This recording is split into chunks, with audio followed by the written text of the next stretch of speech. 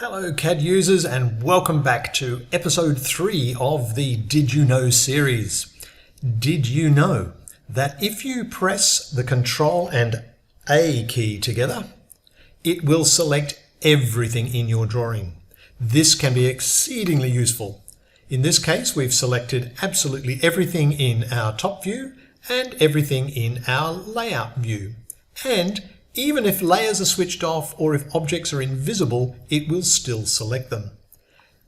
Be very careful. You can sometimes select and act upon objects that you don't know you have selected. For instance, if we didn't see this layout view, so this layout view was invisible, and I pressed Ctrl A, it will still have selected all of the objects and entities within that layout view. If you then make a change to it, such as making it 0 line thickness or a minimal line thickness, then all of the line work in that layout view will also be skinny. Let's take a look.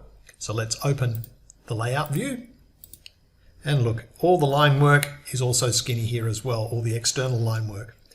Also, we'll close this, if you have something that is a long way away, it disappears off your screen. You can't see that there's a drawing here at all. And this often happens when you import a drawing from another CAD program. Sometimes it just disappears, you can't see anything. So simply press Ctrl A, you know that it's selected it even though you can't see it.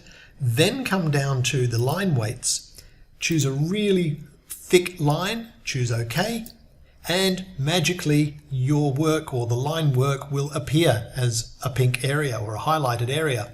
If you then just zoom in on that area, keep zooming in, get closer and closer, you start to see the entire drawing. And before you do anything else, just press undo and it will return it to its previous state.